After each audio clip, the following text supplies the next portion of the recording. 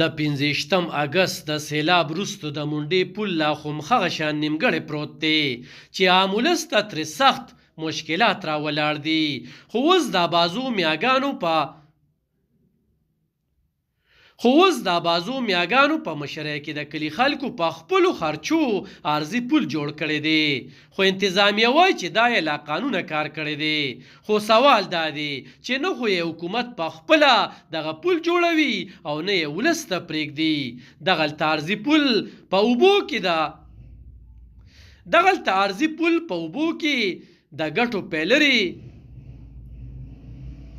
دغلته عارضي پل لپاره په اوبو کې د ګټو پیلري جوړې کړې شوي او تختې پرې ټک وهي او دا ګام یې ځکه اوچت کړو چې خلک به په کشتو کې په کرایانو تلل، د څه له وجې چې ولس د تاوان سره مخ و.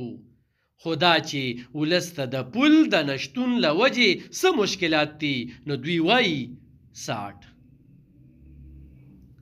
بل خوا انتظامیه د پل د جوړولو د پلان په ځای وایي چې ولس کم پل جوړ کړی دی نو دا لا قانونه دی او دوی به د انتظامیې نه اجازتنامه اخلي.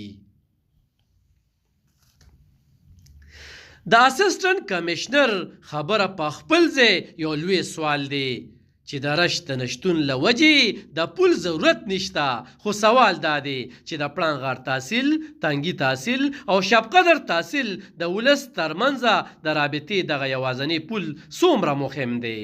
د کیمرامین یاسر خان سره علب خان شیرپو، خیبر نیوز، منډه 400.